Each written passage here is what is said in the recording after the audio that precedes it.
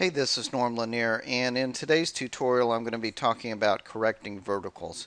And what I'm talking about in this particular situation is that this photograph was taken at Epcot, the Morocco section, and what's going on here is if you look, we've got the crop tool turned on here, which gives us some lines as you can to help kind of judge things against. You can see that these lines, which as we in reality we know are straight up and down, are all leaning in towards the center. There's a convergence that's happening somewhere off the picture here where all these lines are meeting together. The reason that exists is because when I took the photograph, I was leaning or pointing the lens up towards the sky, and I was using a 10 millimeter lens for this one for my OMD, which would be equivalent to a 20 millimeter full frame wide angle lens on other cameras. And wide angle lenses tend to exaggerate this phenomenon even more. So what we're going to be doing in the tutorial today is correcting this. Now, if you'd like to follow along and you have Lightroom, um, and if you're watching this on YouTube, below the video here is a link to the page where you can find this tutorial, and you'll find a copy of the original photograph, which you can download to your computer, bring it into Lightroom, and then you can follow along with me as we go through step by step. So what we're going to be doing is, the first step we're going to be doing is we're going to be going to lens correction, and this is really where all the magic happens.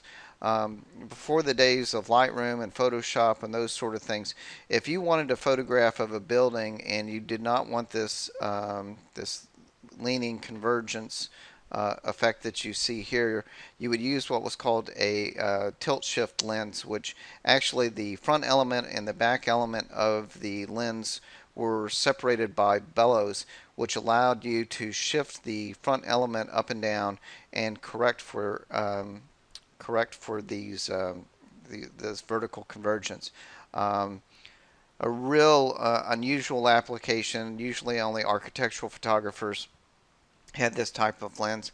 But again, with Photoshop or Lightroom, this sort of problem is easily fixed, and that's what we're going to be doing today.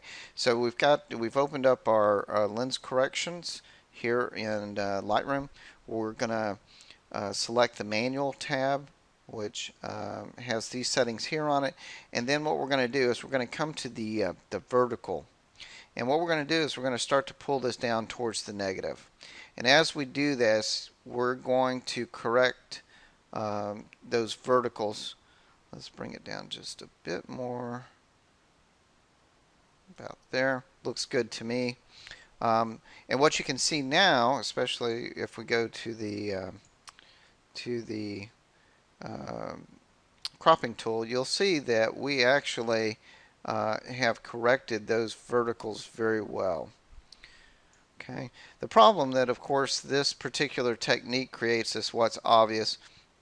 By doing this, we're actually shifting, we're stretching and compressing pixels. And we're stretching up here to make this part wider. We're squishing down here on the bottom, compressing this area to bring this in.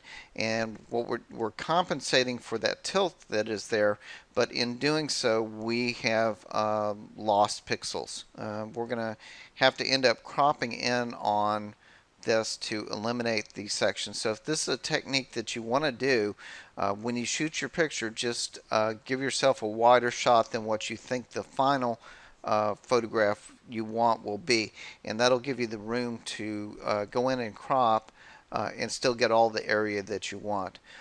The other possibility, and I have done this on some photographs, is actually going into Photoshop and then using different techniques to fill in these missing pixels. This one wouldn't be too difficult to do because you've got the road and so forth. This area would be a little bit tricky, and this area might be a little bit tricky, but autofilling these sections would be fairly easy to do in Photoshop. But I'm not going to do that in this tutorial. We're just going to stick to Lightroom and what we can do in this program. So what we've done is we've brought the bottom up here to match that, and then we're just going to bring this in, the sides in, to match, to eliminate that white area that we've got there. Double click, and now we have a photograph where the verticals have been straightened out. They're no longer leaning, and we've got a really nice looking photograph. So that's the technique that you use to correct for the vertical. That's what we've done.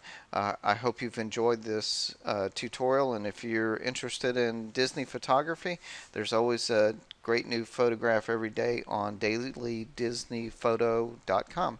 Thanks, and have a great day.